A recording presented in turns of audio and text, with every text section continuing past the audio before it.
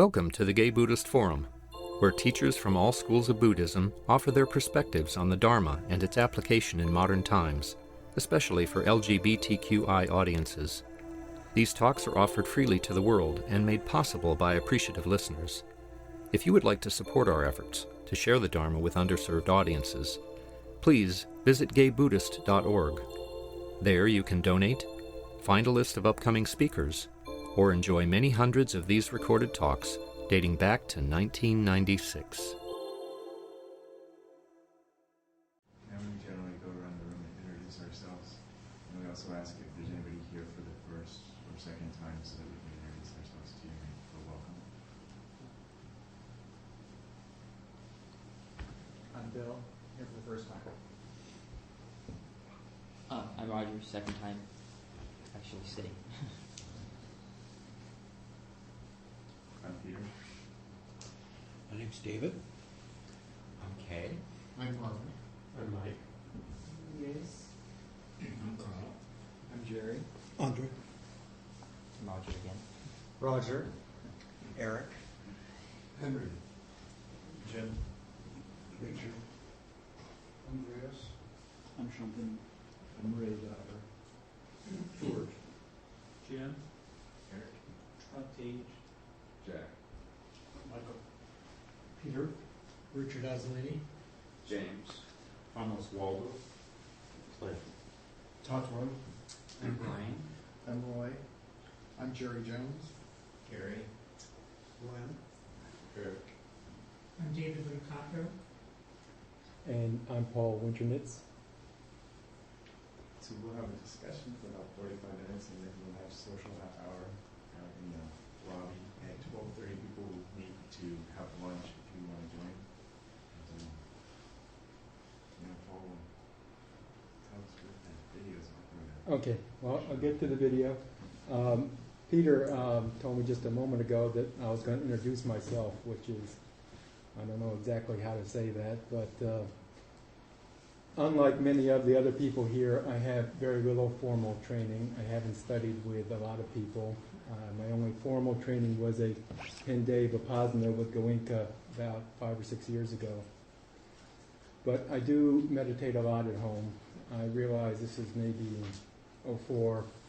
I was in trouble. I was waiting for a friend to go to an art opening, and she was about half an hour late.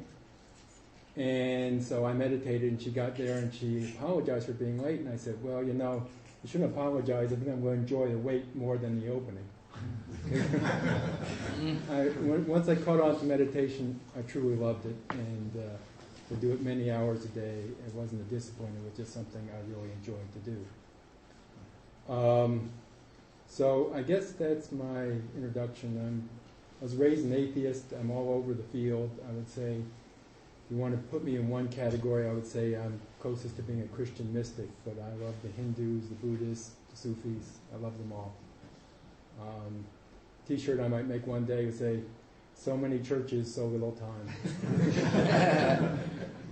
But I guess I'll stick with that for my introduction. And as far as giving a talk here, first thing I really want to say, the people are behind me, but it might be a little awkward, is I just want to say thank you.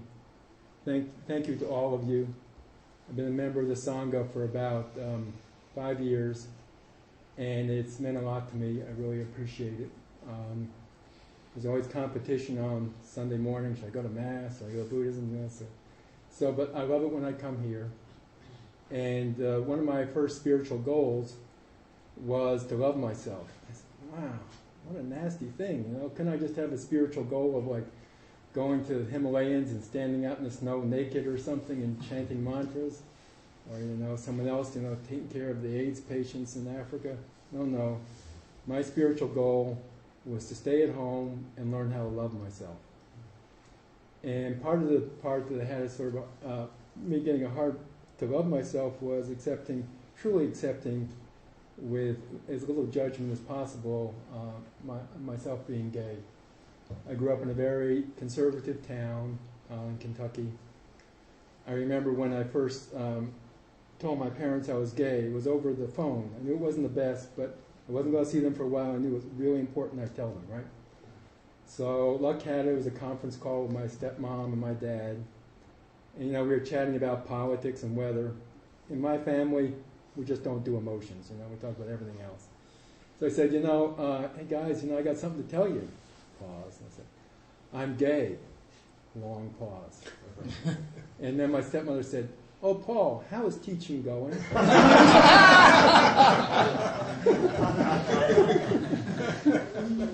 Since then, when I brought up the subject a few years later, they completely denied the whole conversation. Never happened.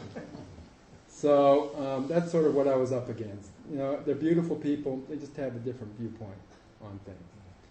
So coming here has been really a gift for me to be with you guys. And not only to be with you, but to meditate and socialize. So I really, really appreciate it. So thank you. Thank you, all of you.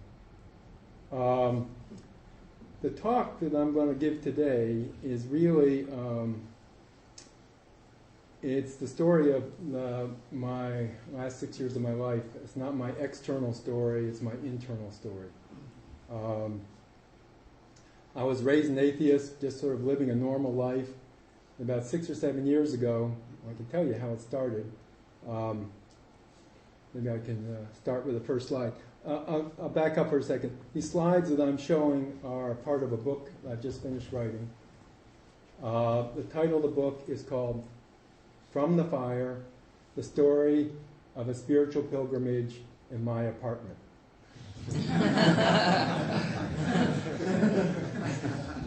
And the concept is there's no place really to go. All the answers are already inside of us. And since I'm a photographer, and since what I started to do was just to photograph the everyday objects in the apartment, but as my consciousness changed, the objects changed and became a story of my spiritual development. This is a sort of chronology of the last 6 years of my life, but it's also set up as a cycle. It's a cycle of life and death and rebirth. It's a cycle of change. I started to realize that was the one thing that kept coming over and over and over again. And if you're like me, who's very reluctant to change, it was a tough cycle to be part of. I get shown all these beautiful vistas and these other ways of being. As I said, I would see the cathedral, and I'd say, well, but I really like my cardboard box, It's got some nice urn stains, got some old matting over here. Because it was comfortable. And so this cycle, which the images I'm going to show are over the last 6 years, but it's also a cycle that could happen in a day, a week, or even in a meditation. Anytime I was able to let go of who I thought I was and opening up to what I could become, which is, if you're a reluctant learner like me, a friend calls this the planet is for slow learners, and I'm in the remedial class. So, these images, oops, if I can get PowerPoint to come along with me again.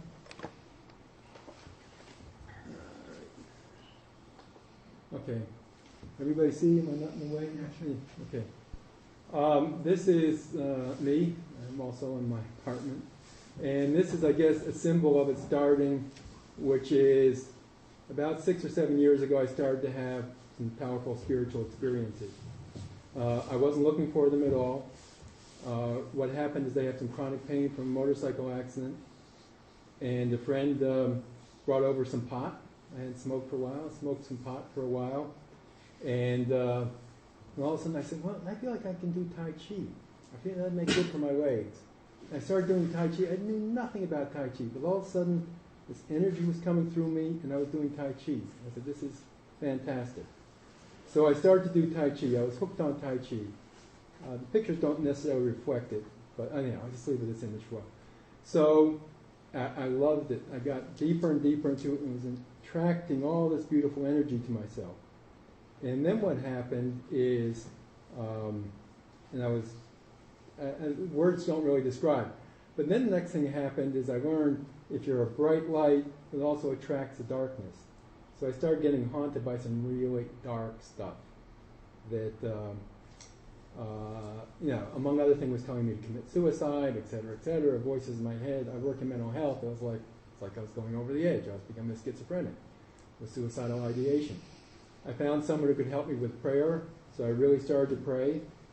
I never missed an early mass. The priest came up to me one morning at 7:30 in the morning, put his hand on my shoulder and said, "You know, have you ever considered the priesthood? You're very devout." I wasn't devout. I was just terrified. And prayer and meditation was a way for me to protect myself. So that's how I started. I was a reluctant person. But once I started on this journey, I don't know really how to say it, but things changed.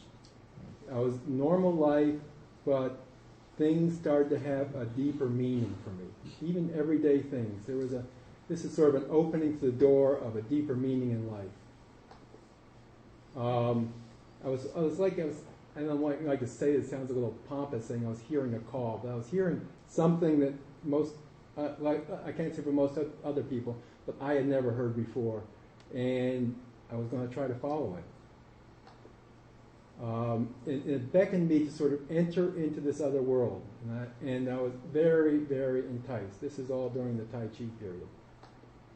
But I did sort of intuit that if I did follow this call, there'd be no going back. I remember going into the room I did Tai Chi in, and I heard this voice inside of me said, "If you step across this door, your life will never be the same." I said, "What do you mean? You step across that door, it's no big deal." They said, "Your life will never be the same." So I stepped across the door not thinking much would happen. But it's sort of, I don't know how to say it, but things changed. And the biggest thing I can say is I started to have meaning in my life. And instead of just sort of a series of events, things started to have meaning. There's something what they call in the spiritual path. I felt the spiritual path opening in front of me and pulling me forward. That's the best I could do, to take a picture of the spiritual path.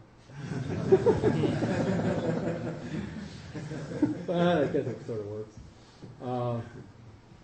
I started seeing things differently. This image is,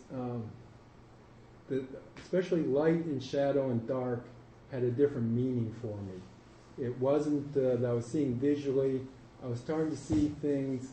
And the only way I can really say it is I started experiencing things not with my senses, but with my being.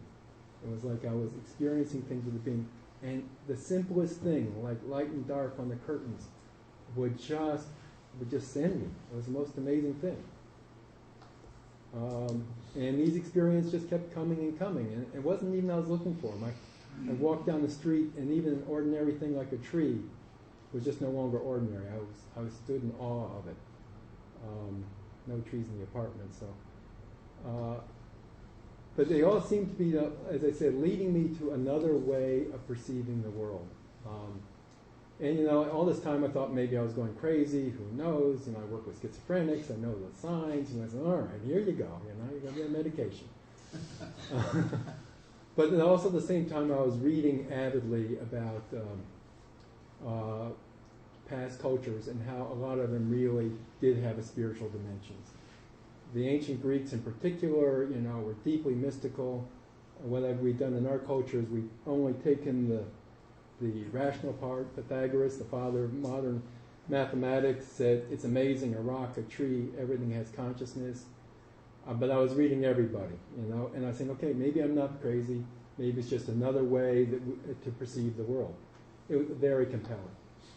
And this is, what it looked. It's the idea is like there I could see there was another world that was beckoning me, that was full of richness and light and beauty that I really had never understood before.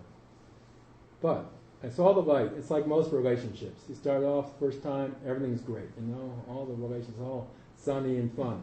And then the darkness. It says, okay, if you want to go any farther, just like any relationship, you got to go to work. And I realized that I would have to go down into my subconscious. I had some tools of meditation, so I was ready to go down in there. I knew that there was a lot of stuff in my childhood that I never dealt with. My metaphor was that I lived on the 3rd floor, and I had a pretty good view, nice apartment, but I knew down in the basement there was some pretty rough stuff. But it was down there, I was up here, everything was fine. But the spiritual journey said, you got to go down there. I said, really? I said, yes. So down I went. Down into down into the subconscious, into the land of what I call memories and dreams. And these are just some slides of sort of what I felt was descent into a deeper part of me. Not only my personality, but just a deeper place. And the internal world is, I tell you, once I discovered it, I was completely compelled by it. Into, I guess, what the land of Jungian archetypes or whatever, of all sorts of things are going on down there. I had no idea of it. Maybe the best understanding is it's sort of like what happens when I dream. But there, one of the first things I discovered was old wounds. I had some fairly significant trauma when I was a child and really hadn't dealt with it much at all. So I started to go into these old wounds. And what they say is, I studied my psychology, is if you had trauma at a young age, part of you was separated. So I started to look at part of me that was separated, that I closed off. It was too painful for me to be as a child. And so I started to go back and try to reunite with those parts that I left behind. And there were lots of hidden and hurting parts down there that I went down to try to heal. And I guess the strongest metaphor I have, not to go into all my traumas, but I felt that part of me had really been left behind. I couldn't be a full person and be in my childhood experience at the same time. It was just impossible. So I was trying to find those parts. But those parts have been sitting there in the dark for 40 years, or 40 plus years. And they had gotten pretty nasty on themselves. They had taken on their own life, and there was a lot of anger about the parts of me having to be left behind. And I started to confront some of the reasons why I couldn't be myself. And I came across some pretty dark stuff. And though I never could have done it without the tools of meditation, I found the Vipassana technique to be invaluable. I would go down and face these really tough emotions and look them straight in the eye and say, do your worst. And at times it was really intense. I felt that I was being literally crushed. And I would just hang on to it and keep going through it, keep going through it. And they were just these heavy, heavy, hard emotions. Rage, fear, anger. I felt like I had a sea of rage inside of me, and I felt like I'd be crushed. But if I sat through it, the amazing thing was, at the end, I realized it was just an emotion, and it couldn't really do anything for me. It only really had power if I kept it at arm's length. Once I'd invited it in and experienced it, it would be like, it would just disappear, like a mirage. And it was sometimes not easy mirage to do, but when I got to the other side, I realized it was just an emotion. It had no real substance. It could pass. And really, all the power it had was the power I had given it from my own emotions. And I could release them and be free. Now, I set to work and worked really hard until I could knock this off in 3 to 6 months. It took like 4 years of sitting down and every day for hours, just short of unendurable pain coming out of my heart. Every day. So I like to get a gusher from Texas tea, and I would just keep coming and coming and coming. But it kept passing and passing and passing, because meditation gave me the techniques to do it. The next part, though, after facing the demons, the trickiest part was letting them go. They had become my best friends. I just looked at the time. I don't know if my computer's a little fast. I better speed this up. These dark forces had become my best friends. And I needed to open up to the light and let them go. And that was hard because my being had been intertwined with this pain for such a long time. To realize I could live without it, it still is sort of incomprehensible to me. But I did. And I would learn to let things go and, as I said, fall into the darkness.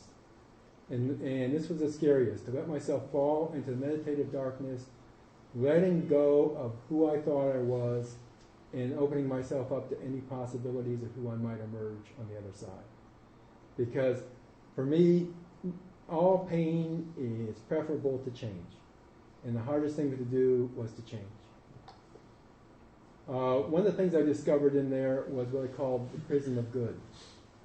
Since I wasn't living inside of myself, I lived everywhere else. I felt everybody else's emotions. Everybody thought I was a compassionate person, but I wasn't. I wasn't at home. But I called it, I gilded it with gold and called it my prison of good. And I was starting to realize it was a prison because it kept me away from myself.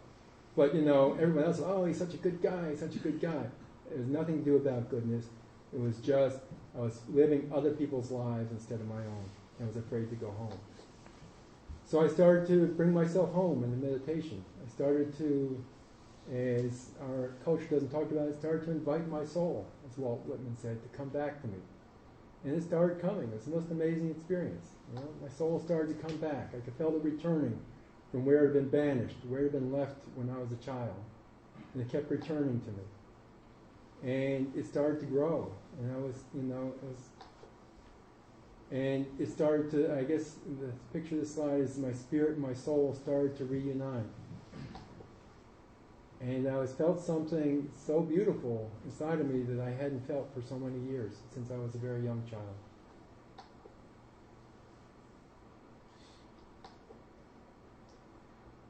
The title was this: with each inhale, the breath of life started to come back and to grow inside of me.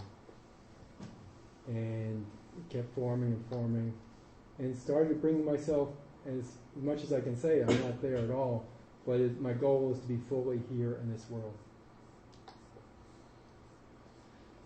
The next step was something that was coming into this world, started to grow. I felt like this egg inside of me that was starting to grow.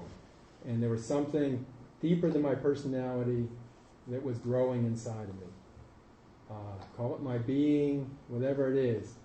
It was gestating inside of me, and it was beautiful, but also a little alarming, because my personality was slightly losing control. So it goes through the process. This is a chapter in the book's called Birth, and that's the release. And then this thing is being born into this world. Language is a little awkward in this, but I felt a part of me was coming into this world.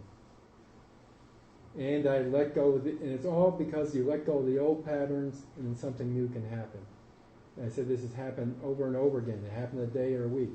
You let go of the old, something new can come in. You hold on to the old, you stay with the old, and no new can come in. I write in the book, I felt something growing inside of me. I was a full-grown man, but I felt like I was, things were shifting. Things were growing inside of me. In a funny way, I felt the title of this was I was touching innocence for a second time. There's something inside of me that was, I said, slightly beyond my personality, and it was innocent again. I was a child again. Maybe just back to where I left off as a child. But there was an innocence and a purity there that was very touching. There's me as a child. This is the year my mom was diagnosed with cancer. I think that's when my father finally took pictures of us. He never took pictures of us, but psychologists said it'd be a good thing to do for the family, so he took pictures of us. But this is the part of me, I think, that was at least where part of me was left behind. So this is the part that I was bringing into. And I wanted to go to here. This is my high school picture of my mom, and the light reflected on it. Full circle, complete. My goal was to become a complete person. But one of the things that came up, and for me, often the most vital part that I sought was hidden behind my darkest fear. And my darkest fear was my feminine side. I come from a very macho, unemotional family. And I've been used to being sort of the sensitive guy, but when I got into this, I said I had to give full rein for my sensitive, to my feminine side. And I was getting intuitive hints that might really come being a transgender operation. And talk about scary stuff, if that's what your spiritual path could be. I don't know if some people know me here. But there was for 9 months of my period, I dressed as a woman, both in public and work, like hard thing to do to go to work with mascara and a bra on and a wig, I tell you. But I said, well, this is my spiritual path, this is what I got to do. I went all the way, I'm opening up to my feminine side. I went all the way to like Tom Waddell Clinic. People know it's a city clinic to start to sign up for the transgender people clinic there. It was closed that day. One of the happiest days of my life. But it did really immerse me into opening up into my feminine side. And what I did when I came out of that, I realized I was of two spirits, what the Native Americans called gay. And I started accepting both my spirits as equal. And I accepted them both. And the more I accepted myself on both sides, I also started connected, everything in the world started connecting. So the more you're connected, it seemed like I was connected with everything above. The next thing that sort of concurrently happened is I started having these Kundalini experiences. This is sort of with a shadow with a light down near my root chakra, down near the base of the spine. And I felt this energy start coming up through my spine. How many people know what Kundalini is? You've heard? It's sort of Hindu name for powerful energy. And it just grabbed a hold of me. I was shooting up through my body. Every time I sat down to meditate, I would shake. I'd say my meditation practices became somewhere between an epileptic seizure and an aerobic workout. I was flailing around. I meditate in a chair because my legs hurt from a motorcycle accident. Chair was bumping up and down. I think the people in the apartment below were thinking I was having the greatest sex because it went on for hours and hours and hours. And I'd have to wait till my housemates were gone, and I would just sit in the chair, and just this stuff would just come pouring through me. I had no context with how to place this. All I knew is I trusted it. I don't know why I trusted it. This went on for years. It's a force that went through and opened up every part of my being and parts I never wanted to see. And it was intense. That was my shake and bake period. And one of the things it did, it merged my male with my female. And there was a merging there. Still, all this is still concurrent. You know, I say this in past tense, but this is all happens every day. So the merging there into my goal is, it's hard to take a picture of androgyny, but for me, this is a mixture of truly accepting my male and my female side. Along with this period, this is a chapter called Alchemy, is the dark stuff was being transmuted to a lighter stuff in a sort of a Jungian way. And I felt there's something being forged inside of me that came from a place that was beyond my personality. And something was melting, maybe my personality was melting down, and something was coming into its place. The thing that came into its place had, as I write in the book, had its own sense of knowing. It was happiness outside anything to do with my personality. It brought a deep contentment, and it was, I think, what I call my center. And it had nothing to do with my personality. And that was the beauty of it. That's why I think that to get beyond craving and aversion, you have to have something to hold on to inside.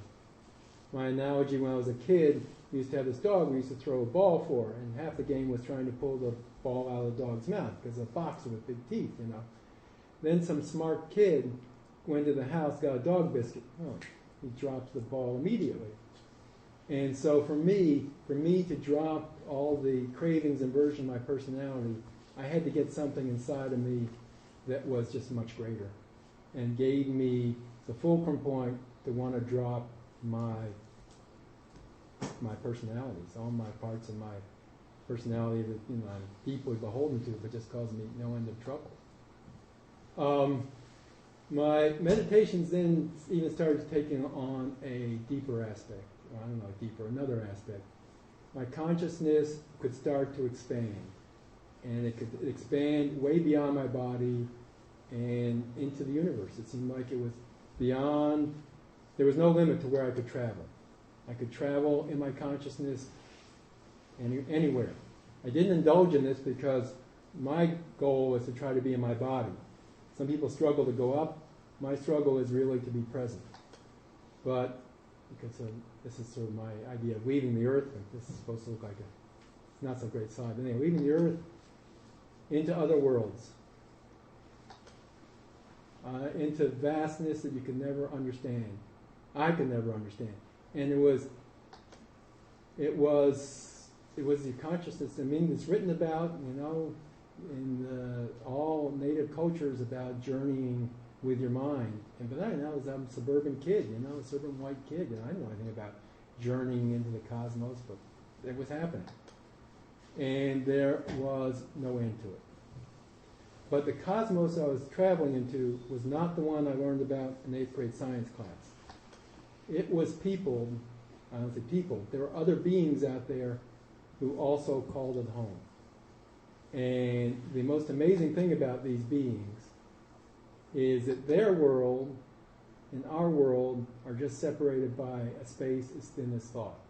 So they can come into you at any time because they're right there concurrently. It's a whole different cosmology. So at least my experience is they could be here, they could be there, and you could be talking to any sorts of other beings all the time. Fortunately, I was a little grounded there, so I really wasn't worried about me being completely schizophrenic anymore. But some of these beings were not so friendly. They were, as I write in the book, that the laws of prey and predator extended into their realms as well. And they were truly terrifying. I mean, the greatest terror I've ever exposed in my life. Because all I could do was throw myself deep in prayer to protect myself. But there was a darkness there that was ferocious. It was a self-portrait. And I didn't stage this. It just happened in me sitting in front of a window light, something happening. There's some really dark stuff out there. But then I started to realize that those dark beings could only get inside of me because there was an equal amount of darkness inside of me. They couldn't connect to me unless they were a larger sign of the darkness inside of myself. So when I realized they were actually pointing the finger to what I need to do to keep cleaning myself. So I got really intensely involved doing all these meditations with light and to go through all my personal experiences and clean myself out. And the more I could clean myself out, the more I could bathe in the light, the lesser they could come because there's no place for them to grab a hold of. They can only grab a hold of you if you got darkness inside of you. Now, I still have plenty of darkness. Just talking to a friend, they still got a sea of rage. You say, well, you never entered, maybe it's like a bay of rage now, But once I got past these beings, I entered into a place I just call the land of pure experiences. And there's a purity there I could have never imagined.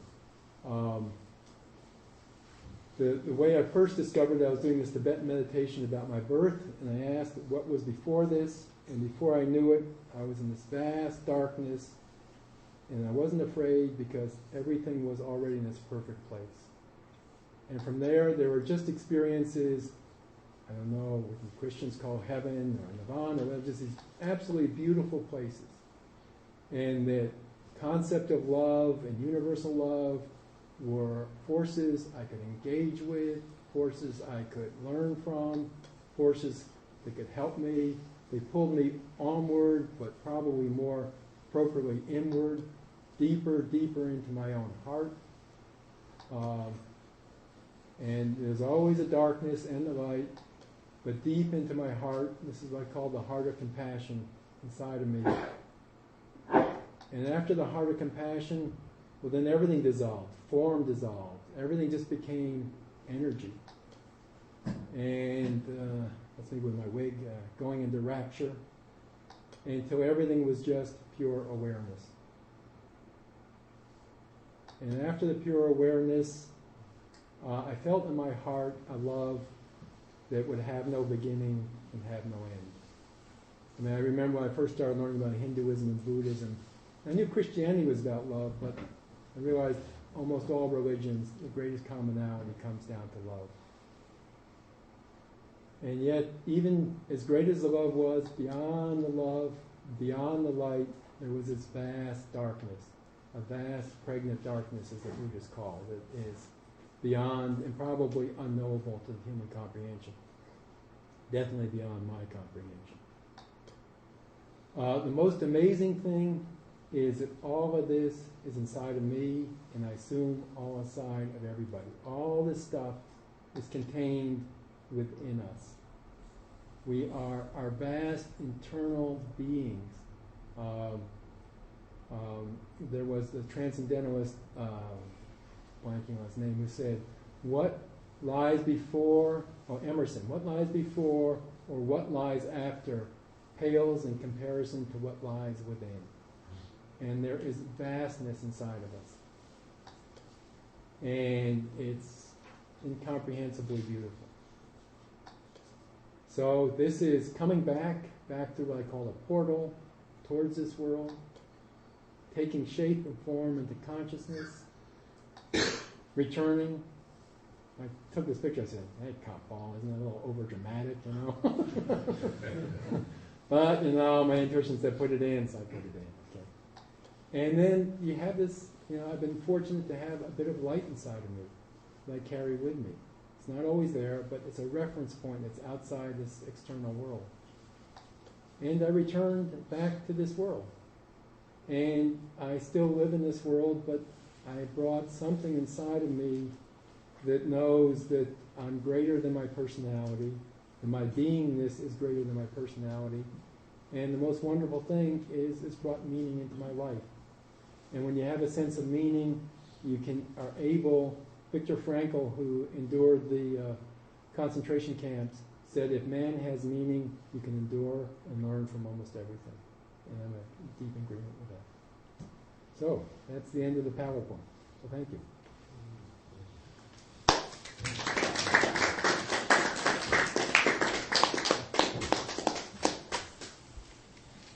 And I'm glad to answer questions. I just want to say I think Carl Jung would have loved you. I'm a big fan. I mean, this is just a wonderful display of individuation, of bringing the shadow into the light and integrating the two. And all of those are projective tools of the unconscious, and it's just so gorgeous to see, because I've almost never seen anybody do that. It's really wonderful. Well, thank you. I couldn't agree more with what you just said. That's exactly right. Very well put.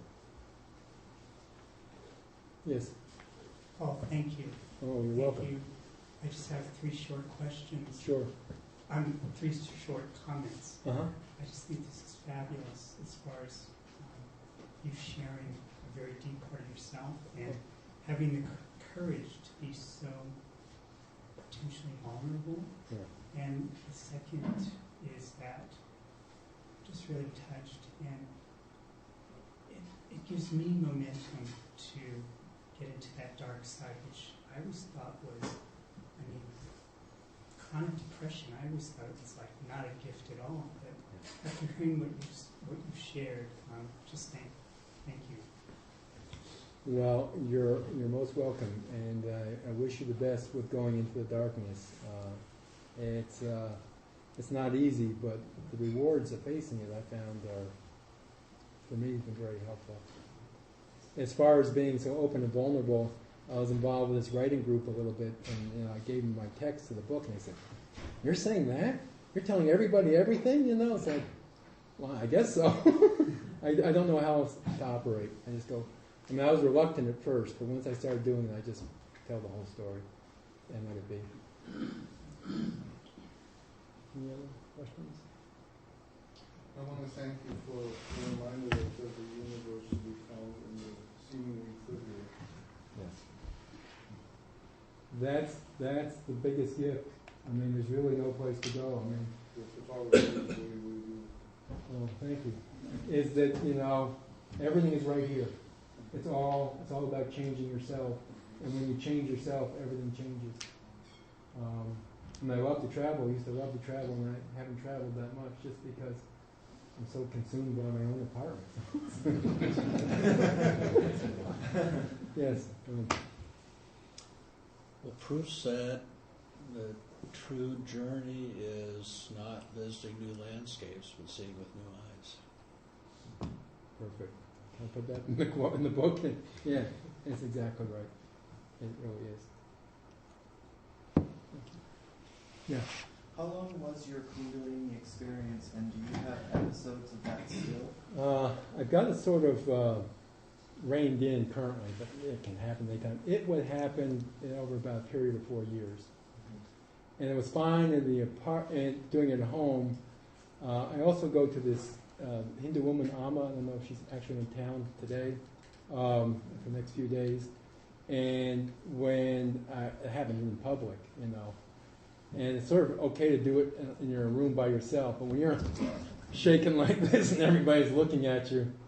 I remember once it came to me when we were having a dinner outside, and everybody was calmly eating their dinner, and I was sitting there shaking away. People were looking at me, and I said, well, you know, I just said I had to come through. So it's, for the time being, calmed down. Another question, if I may. Were you aware the first time you felt that, what was going on? Or how did you know that it was that, or did you have to go to someone? Or I've always been fascinated by the word Kundalini. Mm-hmm. The first time it happened really was back in the 80s. I had someone do energy work on me, and she unleashed a 3-day Kundalini experience that actually changed my life because it threw me into 15 years of depression.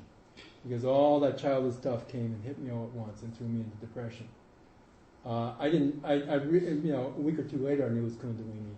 And then so when it started again in like 03 and 04, I knew what it was. And I just said, okay, have your way with me, you know, use me. Yeah. Are you still working with schizophrenics? I am. And has this helped you with your experience to work with them? I think so, but not really. I think that the greatest thing I've learned is the power of love. And schizophrenics talk about everything. I just sit there in the presence and give them love. And it seems to go right under, through the delusions, and they get the message. Because if you try to engage them in a conversation, you're off the wall. But if you just love them, almost everybody gets that message.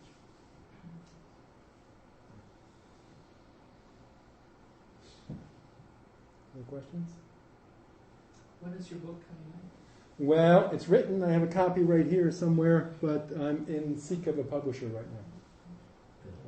Yeah, thank you. Yeah. what the title once again? It's called From the Fire, the story of a spiritual pilgrimage in my apartment. Have you given this presentation before? No, first time. You guys are first Are time. you up for doing it again? Sure. Took like a week to get the PowerPoint reined in, but yeah, I'd love to do it again. And the didgeridoo, is that part of it? Yeah, well, I love playing the didgeridoo. I've been doing that for years and on and off, and I love to use it as a meditative device. So, yeah, either one I'd love to do. Because I found the didgeridoo just helps me sink into a deeper sense of consciousness. Yes? Were you doing the photographs while you're in these No. states? Or No, you it was did it afterwards? Afterwards, I went back. These were all done pretty much in a period of about a year and a half, starting about 2 years ago. And it was afterwards. You were telling the story. I was telling the story. At the time, I was just holding on to my shorts too much.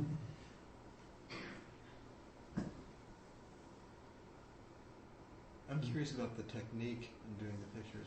Was it all from inside your apartment, just using lights and objects and odd ways? They're all single-shot photographs.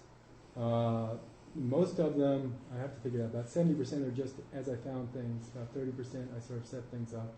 I started up sort of setting things up, but a good percentage of them were just as I found things. And a good 70 or 80% is just natural light as it occurred. They digital? They're digital. Digital is fantastic. I've been a photographer for 25 years. Digital is like nonstop. And not photoshopped.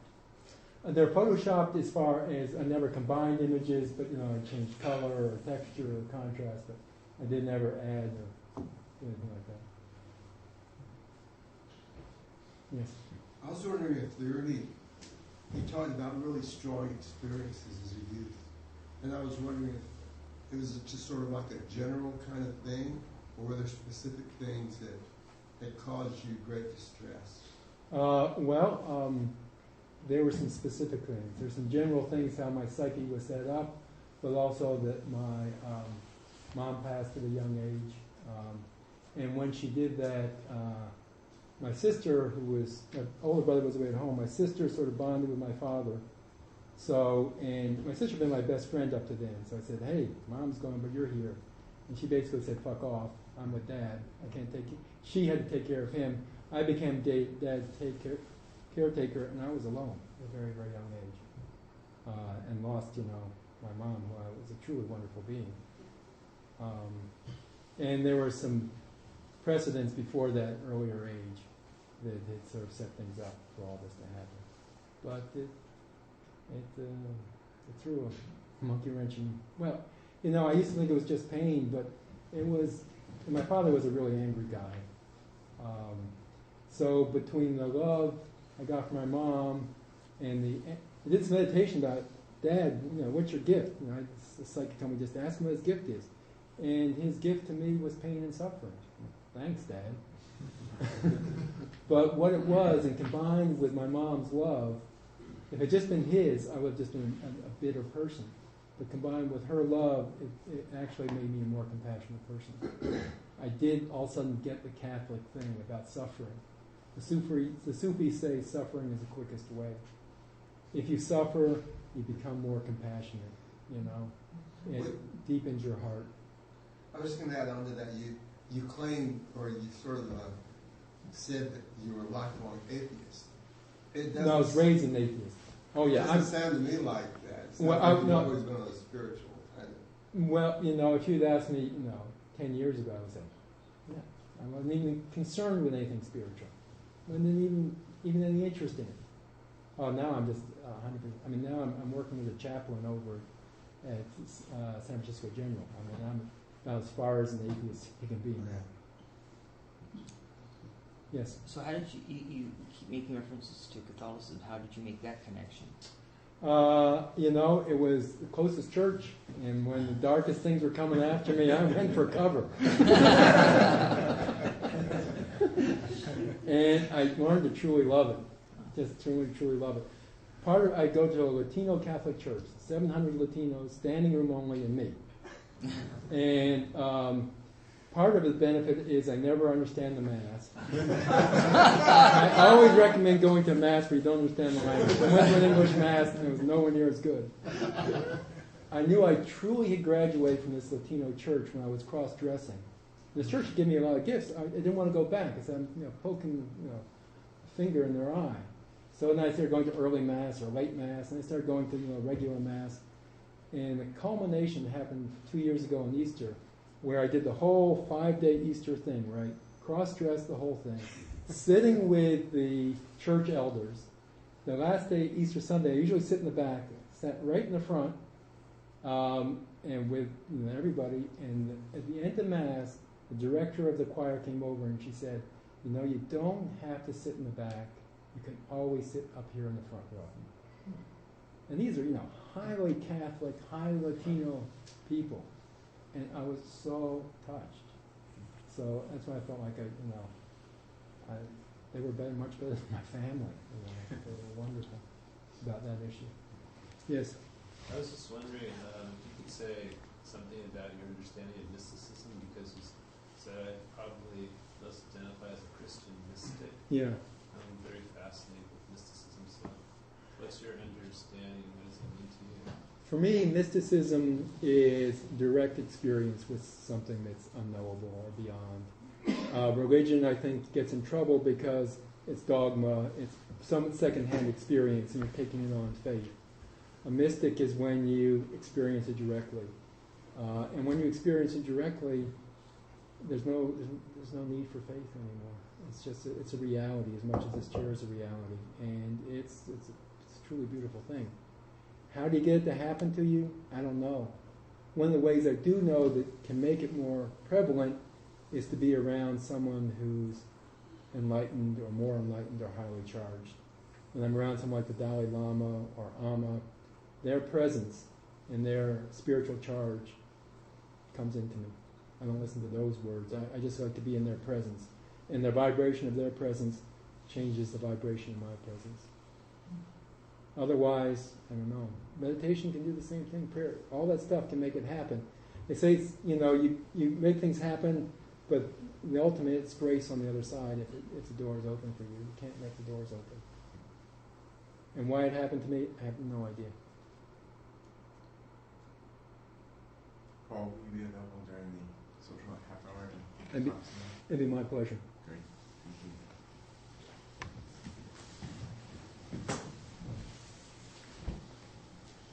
Do we have any announcements? Yes. I want to remind the Sangha that we have an account at the Community Thrift Center.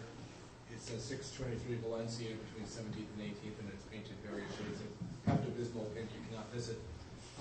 If you have anything to donate, we get a piece of what gets sold, and it's a great way for the Sangha to support the Sangha. So if you have anything you want to get rid of, I suggest you give them a call first, because they have a whole list or check their website.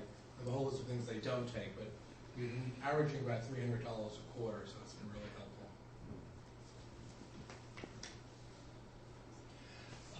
In the month of January, Baruch and I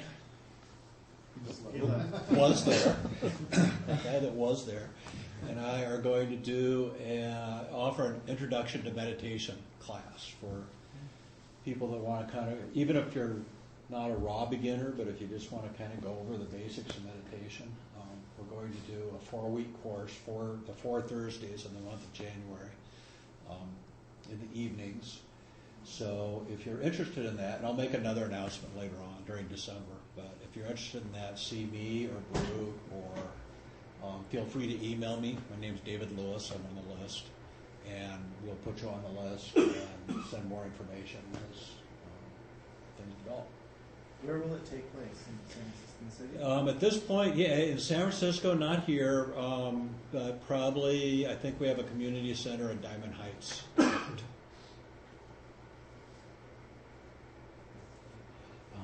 Just wanted to announce a couple of other sanghas that are going on. Every Monday from 5:30 to 6:30 at the LGBT Center is the LGBT Sangha. It's a sweet group, a mixed group, a half-hour meditation and 20-minute talk. Tomorrow our speaker is Dave Rico, who's been here before. He was a Jungian psychologist and prolific author, wonderful speaker, workshop leader, gay man. So that's tomorrow. And the other Sangha I wanted to announce is the annual LGBT retreat in Spirit Rock is coming up on December 13th. It's a 6-night silent Vipassana meditation retreat that has been going on for probably about 16 years or so, taught by Irina Weissman, Larry Yang, and Pascal Auclair, who's from Canada, and 85 places at beautiful Spirit Rock, and the facilities are terrific. The dorms are wonderful. 3 vegetarian meals a day, and a full six nights of meditation and Dharma talks. And so if anybody's interested in that, I think there is still space. SpiritRock.org is the website to take a look at that. It's a sliding scale too, so it's affordable. Thanks. Yes, this Thursday there will be an annual GBF Thanksgiving Day potluck. So there are flyers out there, and if you're planning on attending, please let me know. Thank you. Yeah, hi. Paul, thanks again for coming today and speaking to us. It was great. My pleasure. And next week we are back to open discussion. And we have a host today? Yes, hi, I'm Roger. I'll be your host today. We have some coffee cake and fresh fruit outside on the table. You're welcome to stay, have that, and we have hot water and tea. The cake is a pecan cranberry spice cake. If you do have tea, please rinse your cup out with the hot soapy water that will be in a bin in the sink. There is also a sign-up list if you wish to get the email newsletter or the regular mail newsletter. I will be walking around with the Dana Bowl. The suggested donation is $5 to $8. It's totally voluntary. About 12:30, there are usually a few people that gather near the front door to go out to lunch together. And any one of you, if you're new or not, are welcome to gather and come along. And finally, we realize you have a choice when meditating, and thank you for choosing. Well,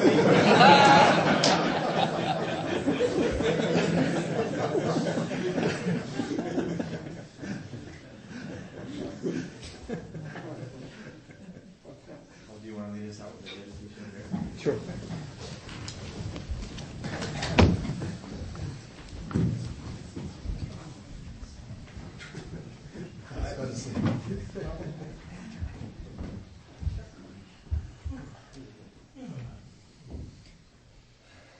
Well, I don't come from any formal tradition, so I'll just ad hoc this one.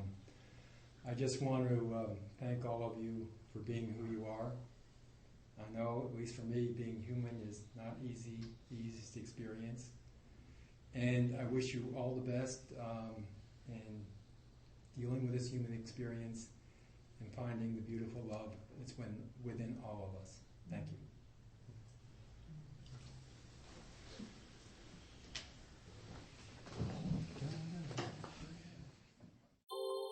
Thank you for listening to the Gay Buddhist Forum.